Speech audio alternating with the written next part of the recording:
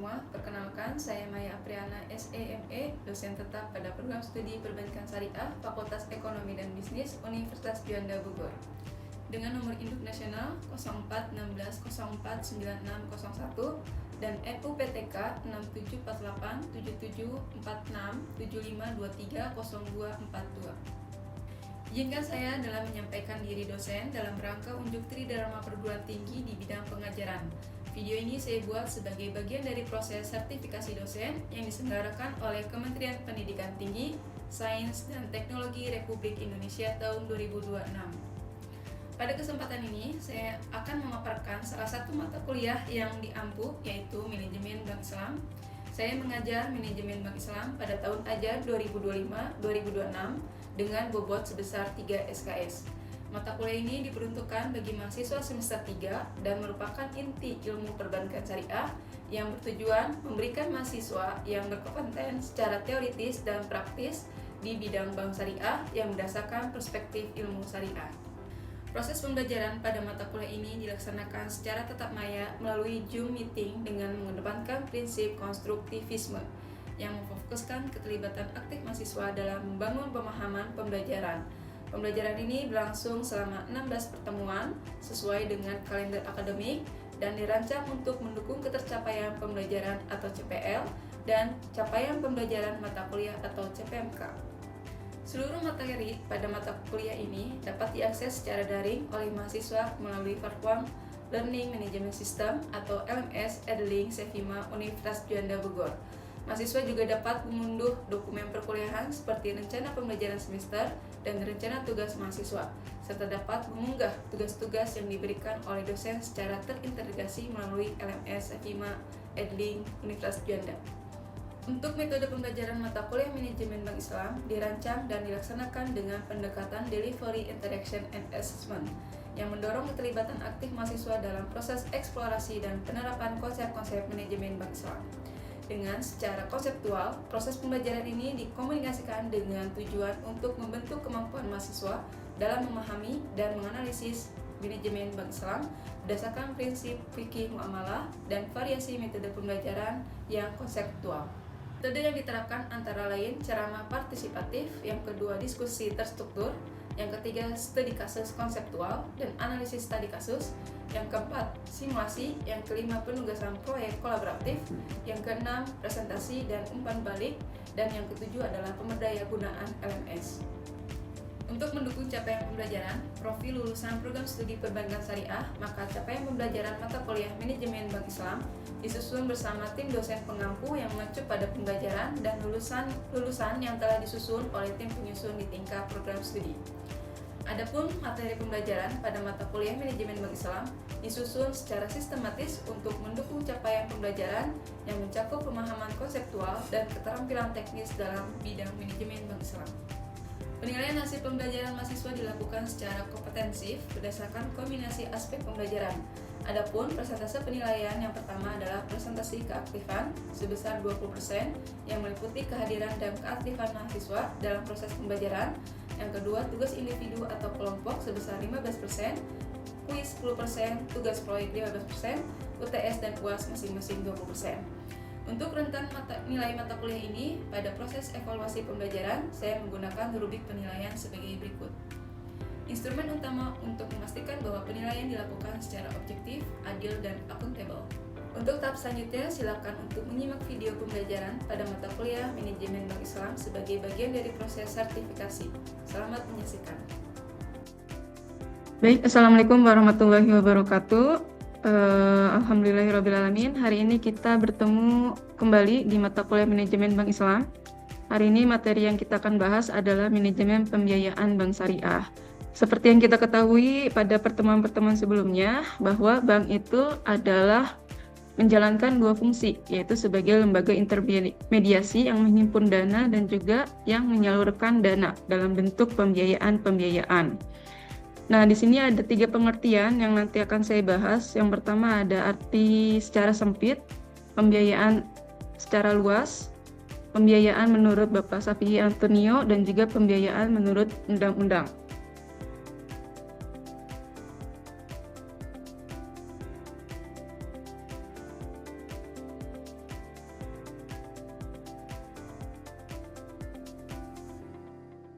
Nah, di sini ada dua pengertian.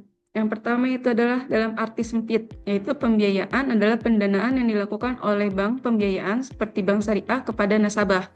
Jadi, bank itu memberikan pembiayaan kepada nasabahnya itu dalam bentuk pembiayaan, ya, kayak misalkan untuk pembiayaan rumah, pembiayaan untuk konsumsi, investasi, dan lain sebagainya. Bedanya, kalau misalkan bank konvensional, dia menggunakan sistem bunga. Tapi kalau misalkan yang bank syariah, dia menggunakan sistem bagi hasil. Kalau secara luas, financing atau pembiayaan yaitu pendanaan yang dikeluarkan untuk mendukung investasi yang telah direncanakan, baik itu dilakukan sendiri maupun dikerjakan oleh orang lain atau secara kelompok. Jadi, pembiayaan secara luas itu dia lebih mendukung investasi yang telah direncanakan, baik itu individu maupun secara kelompok. Kalau menurut Bapak Safi Antonio, pembiayaan itu merupakan satu tugas pokok, yaitu pemberian fasilitas dana untuk memenuhi kebutuhan pihak-pihak yang merupakan defisit unit. Jadi, bank itu memfasilitasi nasabah yang ingin mengembangkan usahanya. Misalnya, salah satu mahasiswa di sini punya usaha, pengen mengembangkan usahanya, nah bank memberikan fasilitas tersebut. Jadi untuk bisa mengembangkan usaha tersebut, bank harus melakukan atau memberikan pembiayaan. Nah, kalau di sini ada pembiayaan menurut Undang-Undang Nomor 10 Tahun 98 di Pasal 1 Ayat 12 menyatakan bahwa pembiayaan itu adalah persetujuan atau kesepakatan antara pihak dengan pihak bank dengan pihak lain yang mewajibkan pihak yang dibiayai. Nah, pihak yang dibiayai ini adalah pihak nasabah, ya. Jadi bank memberikan pembiayaan kepada nasabahnya pada waktu tertentu yang tertuang dalam legal drafting, ya, sesuai dengan akad yang telah disepakati. Nah, nasabah harus mengembalikan uang atau tagihan tersebut dalam jangka waktu tertentu, misalnya dalam waktu 15 tahun atau dalam waktu 25 tahun. Dan sesuai dengan imbalan atau bagi hasil yang telah ditentukan pada saat melakukan akad. Nah, di sini ada landasan syariah pembiayaan. Pertama dari Quran Surat As-Sad ayat 24, artinya, dan sesungguhnya kebanyakan dari orang-orang yang berserikat itu sebagian mereka berbuat zalim kepada sebagian yang lain, kecuali orang-orang yang beriman dan mengajarkan amal soleh, dan amat sedikitlah mereka ini.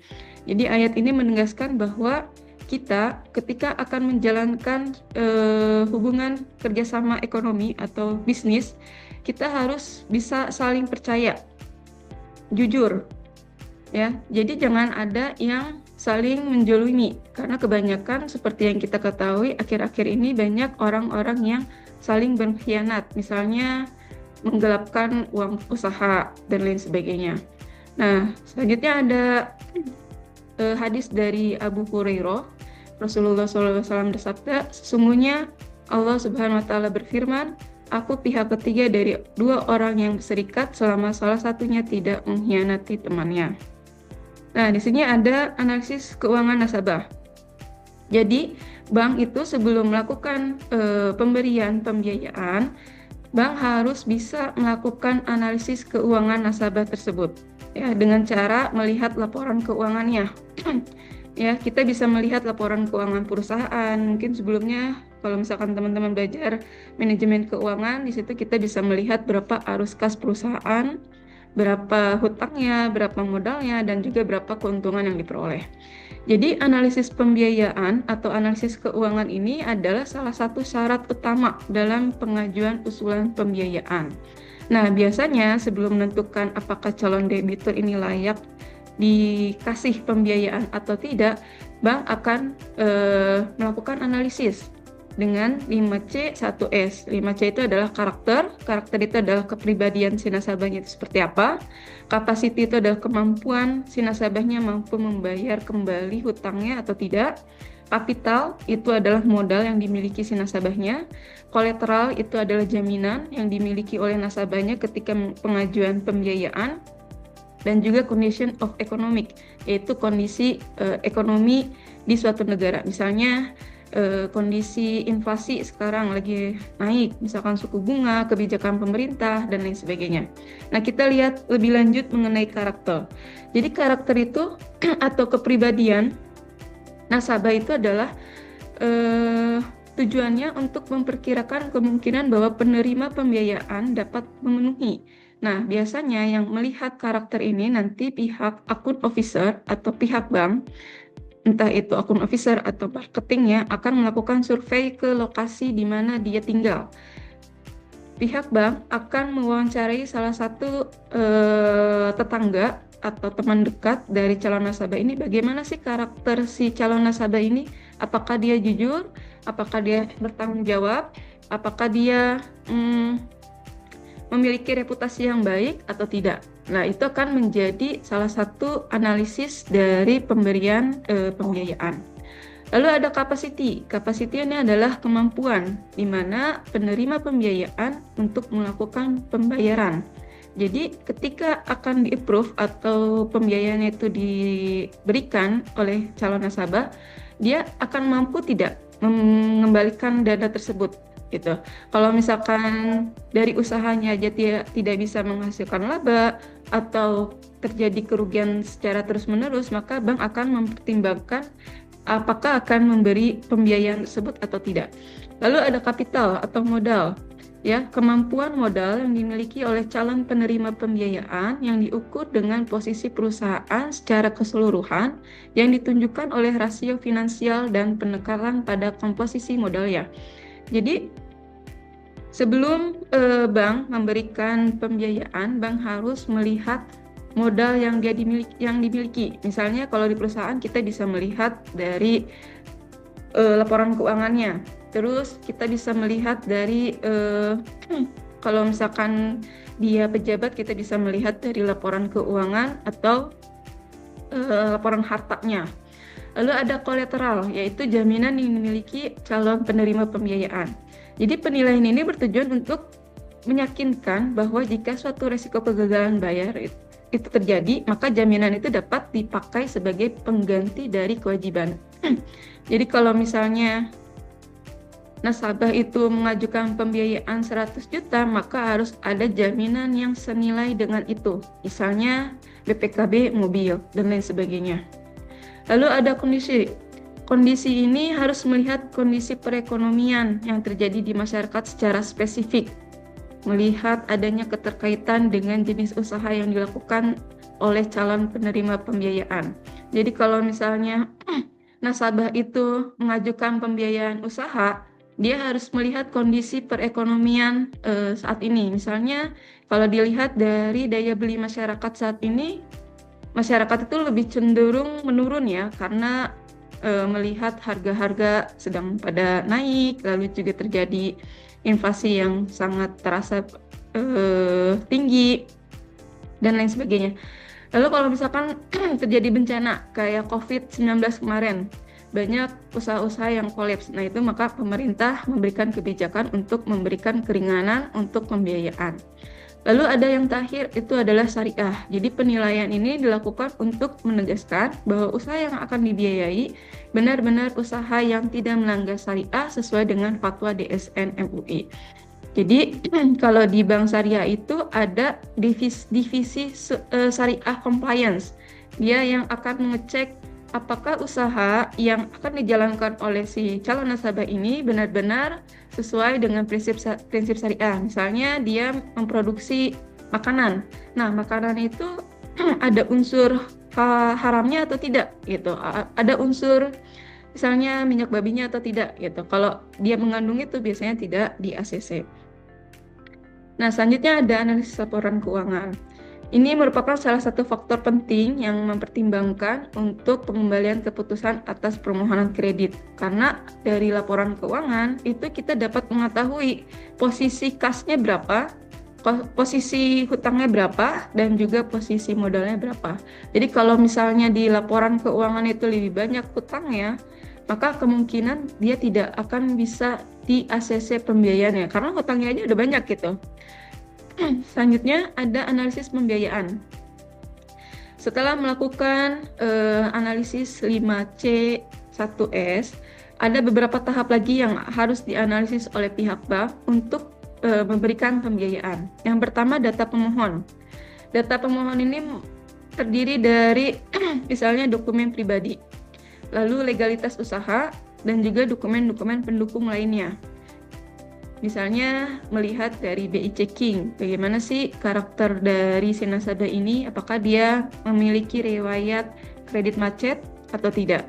Lalu tujuan pembiayaan, untuk apa dia mengajukan pembiayaan ini? Ataukah untuk investasi, konsumsi, untuk pembiayaan rumah, atau untuk pembiayaan sekolah, pendidikan, investasi, dan lain sebagainya. Jadi kita harus tahu tujuan pembiayaan dia tuh ngajuin itu untuk apa. Lalu ada latar belakang nasabah. Latar belakang nasabah ini kita bisa mengetahui riwayat pekerjaan, misalnya pendidikannya. Lalu kalau misalkan dia usahanya itu seperti apa? Ya, jadi latar belakang si nasabah itu harus dilihat dari riwayat pekerjaan, CV-nya, lalu riwayat usahanya. Selanjutnya adalah analisis keuangan nasabah yang tadi saya sebutkan, kayak misalkan dilihat dari arus kas dan lain sebagainya. Nah, nanti ketika sudah dicek semua data-data dan juga sudah melakukan survei, biasanya nanti pihak bank akan memberikan kesimpulan dan rekomendasi apakah pembiayaan yang diajukan itu diterima atau ditolak.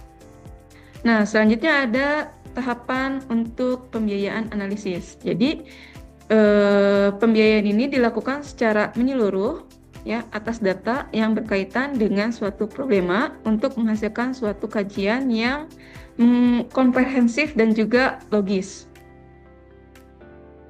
Nah, di sini ada beberapa jenis aspek yang dianalisis. Itu ada analisis secara kualitatif dan secara kuantitatif. Kalau kualitatif kita melihat secara karakternya itu seperti apa, ya, tanggung jawabnya seperti apa, wataknya kayak gimana, terus apakah dia punya komitmen untuk menyelesaikan pembiayaannya atau tidak. Tapi kalau secara kuantitatif, dia melihat dari data-data keuangan yang sudah dikumpulkan oleh pihak bank. Nah, di sini ada kriteria pemberian, ya, pembiayaan. Jangan pernah memberikan pembiayaan dengan 3 alasan. Misalnya dengan cara belas kasihan. Oh, karena dia kasihan butuh dana secepat mungkin, akhirnya dikasih aja tanpa mempertimbangkan analisis. Kalau misalkan seperti itu, bank akan mengalami yang namanya kredit macet.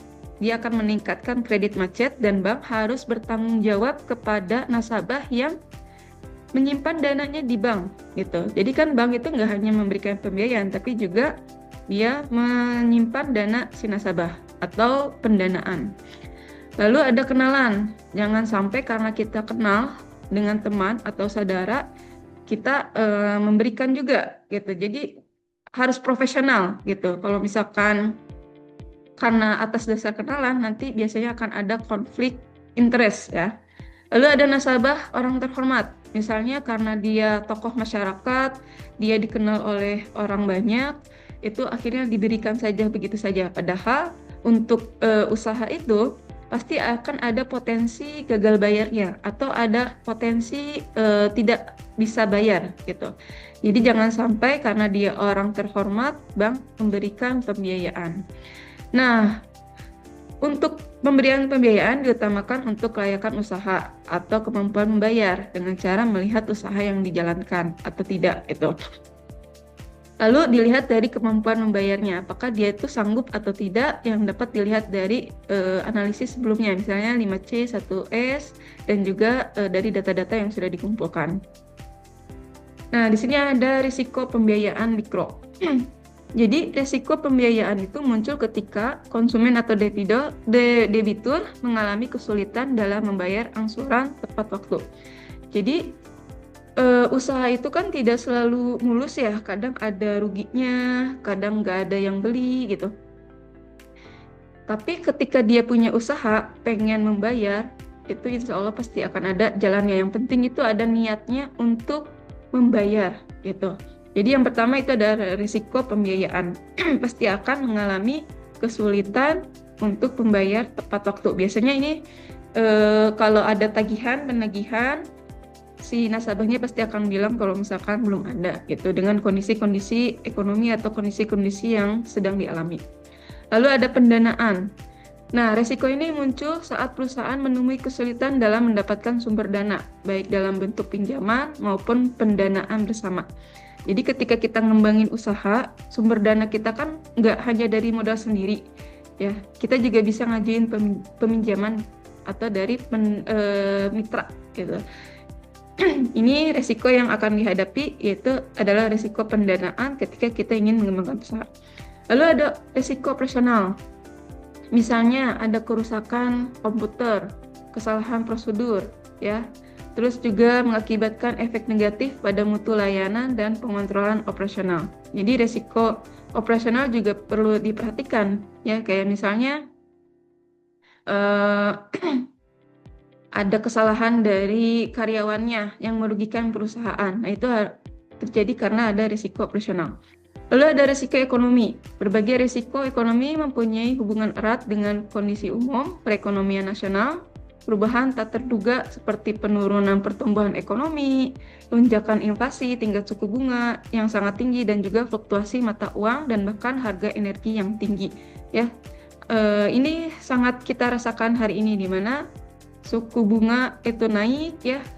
Kurs sekarang juga naik, kita sempat mengalami di harga 18.000, dan juga harga BBM ini juga mengalami peningkatan, dan ini akan mengakibatkan risiko ekonomi.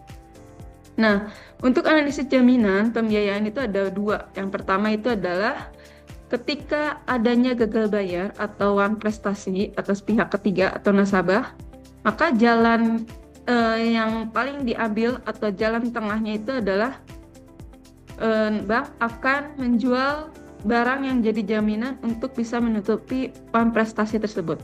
Atau yang kedua, jaminan itu sebagai indikator penentuan jumlah pembiayaan yang akan diberikan kepada pihak debitur. Jadi pemberian pembiayaan itu tidak boleh melebihi dari harta yang dijaminkan. Ya, kalau misalkan dia ajukan dana 100 juta, berarti jaminannya harus setara dengan 100 juta. Tidak boleh kurang dari 100 juta. Mungkin itu saja yang dapat saya sampaikan. Ada yang ditanyakan? Silahkan.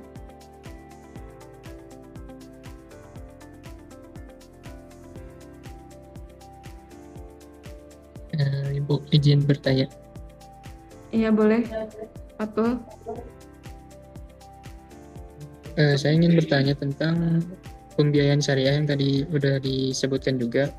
Dalam bank ini lebih mementingkan keuntungan bank atau keberhasilan usaha nasabah, karena kan pembiayaan syariah bukan pembiayaan konvensi. Itu aja, Bu. Terima kasih, Bu. Oke, baik. Terima kasih Fatul atas pertanyaannya. Jadi keduanya sama-sama penting. Bank harus memberikan kemaslahatan kepada si nasabahnya untuk bisa mengembangkan usahanya. Yang kedua, nasabah juga harus, dengan adanya pengembangan usaha, dia menghasilkan keuntungan, ya. Dia bisa dia bisa mengembalikan kewajibannya secara tepat waktu. Jadi sama-sama relevan, ya, Fatul. Itu saja yang bisa saya sampaikan. Ada lagi? Maaf Ibu, izin bertanya. Tadi kan sempat dibahas mengenai analisis keuangan nasabah yang memang itu penting dilakukan sebelum bank memberikan pembiayaan kepada nasabah. Nah, pertanyaannya, apakah prinsip 5C ini masih relevan diterapkan pada bank syariah? Mengingatkan bank syariah ini memiliki prinsip syariah tersendiri. Begitu Ibu, terima kasih. Oke, baik. Terima kasih Sarhani atas pertanyaannya. Jadi 5C1S ini sangat-sangat menjadi dasar dari analisis pembiayaan, ya. Kenapa? Karena ini merupakan analisis yang paling dasar. Kita nggak bisa ngasal ngasih pembiayaan, karena kita harus melihat dari karakter si nasabah itu seperti apa, dia mampu atau tidak, terus modalnya itu seperti apa, gitu ya. Lalu untuk yang S, yang syariah itu, kalau yang di konvensional dia tidak ada batasan. Artinya dia bebas, dia mau mengajukan pembiayaan yang usahanya mengandung unsur haram juga boleh. Tapi kalau yang syariah itu tidak boleh, karena dia harus sesuai dengan prinsip-prinsip syariah dan juga tertuang dalam DSN MUI. Oke, itu saja Syahrani. Ada yang ingin tambahkan atau yang lain mau menambahkan? Silakan.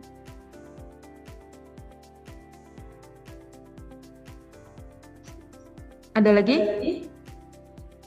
Mungkin sudah cukup, Ibu. Oke, baik. Terima kasih atas pertanyaannya. Mungkin saya akhiri untuk pertemuan hari ini. Kurang lebihnya mohon maaf apabila ada kekurangan dan kesalahan. Assalamualaikum warahmatullahi wabarakatuh. Waalaikumsalam warahmatullahi wabarakatuh. Terima kasih, Ibu.